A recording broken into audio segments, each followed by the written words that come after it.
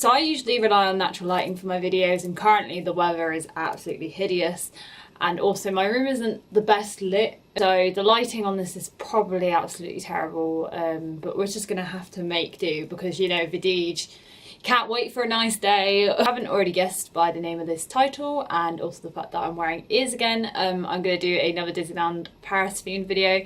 I know I've done a lot of these lately because I ended up uploading all my vlogs in one go from Disneyland, and I also then uploaded my haul straight after. I just thought it'd be a good idea to kind of make this like, I don't know, like a Disneyland Paris week and put all the Disneyland videos up together. So for this video, I'm going to kind of just have a little chat really and talk about kind of what my favourite things in Disneyland Paris were. Now, if you've even watched one of my videos, you will probably have learned that I am the biggest wimp at theme parks. It would be quite nice to show people that, like, with somewhere like Disneyland, it's not like a traditional theme park. There is still like shitloads to do even if you aren't the biggest fan of rides, and I still found myself having the best time even though I didn't go on all the really big rides. So yeah, I'm kind of going to list like my 10 favourite things that I did in Disneyland. So starting with number 10, this is going to probably make me look like a right contradiction now, but one of my favourite things was Crush's Coaster, but not for the normal reasons, I suppose.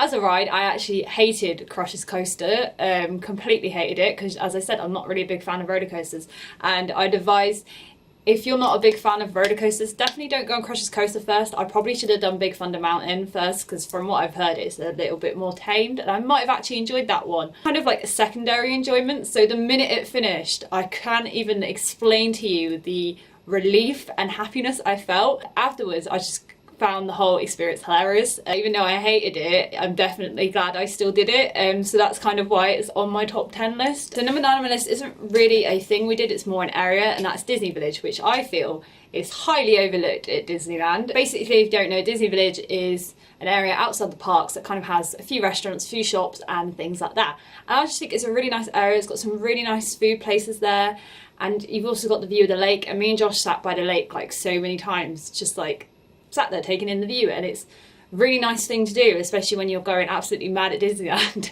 to just like take, I don't know, like an hour out just to sit by the lake. I also went up the balloon, which I have momentarily forgot the name of, but there's a balloon that goes up in the air, and honestly not many people do it at Disneyland, but I definitely suggest doing it. It's got a lovely view of all the parks. You can see the castle, you can see Walt Disney Studios as well. So number 8 on my list is the parade. We only actually saw the parade once on our first day. We never really got around to seeing it again. All the songs in it are so catchy. I keep finding myself singing the songs. It's really nice to see what the floats look like, what characters are on there, and I had some of my favourite films on this parade. So I had like Toy Story, Finding Nemo, and just watching some of the kids' reactions when they see like their favourite characters come down. It's just like so cute. So number 7 on my list is kind of another like show thing. I found, as I've said, because I don't like rides, Disneyland has loads more to offer, and they have so many shows and performances that you can go to, and if you're a like musical person like me, they're definitely worth checking out. They had a 25th anniversary show by the castle. Basically they had loads of different characters, and they had a song about each land in Disneyland, so like Adventureland,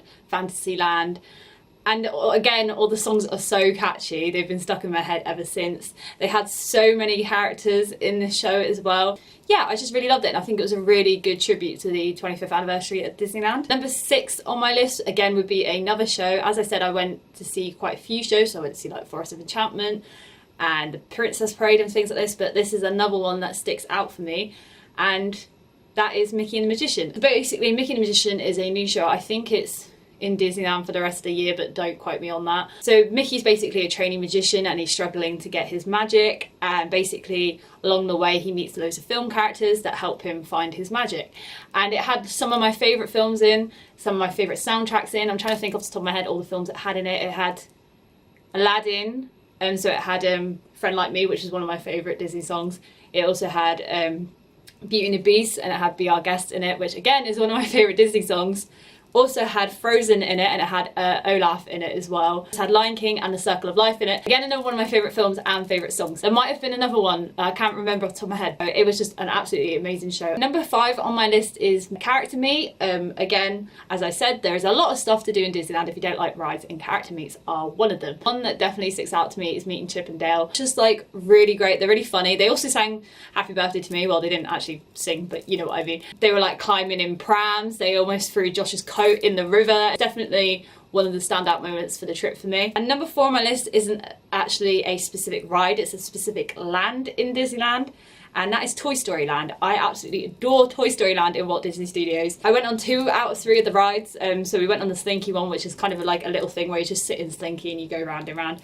Nothing too major. And then I also went on parachute drops. So I enjoyed the rides that I went on in Toy Story Land, but the main thing I love about Toy Story Land is just how it looks. Fences are made out of like those Connect pieces, the monkeys everywhere and Scrabble pieces everywhere, and it literally feels like you've been shrunk down to toy size. Number 3 on my list is a ride, and that is the Ratatouille ride. It was just such a good ride. I honestly highly recommend it. You sit in a mouse cart and it's all in 3D, you wear 3D glasses as well, and you go around and it's like you're a rat on the floor. Graphics on it are amazing, and it honestly makes you feel like you're experiencing being a mouse. Number 2 on my list is another kind of show thing, and that is the fireworks, so Disney Illuminations. It was absolutely incredible. Pretty sure I cried, not gonna lie. The projections on the castle, how the water was always splashed in time and the fireworks are in time, and the selection of movies they picked as well, because there was like a Finding Nemo segment and stuff as well. I think one thing Disneyland Paris does very, very well is the fireworks show. I honestly could not fault it whatsoever. So the top of my list and my favourite thing in Disneyland Paris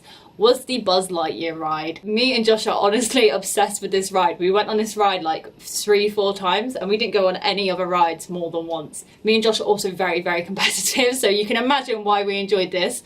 And basically, if you don't know, Buzz Lightyear ride, you sit in a little cart and you get a gun and you have to shoot all the targets to basically try and beat Emperor Zurg. And it is just so well done. And yeah, that's kind of like my top 10 list. If you're a wimp like me and you're worried about going to Disneyland, even though you like love Disney, there is definitely so much to do. You don't feel like you miss out on anything, even if you don't like rides. So I hope you've enjoyed this video. Again, apologies for the very many Disney related videos. We're just having a DLP week. Yeah, I shall see you tomorrow.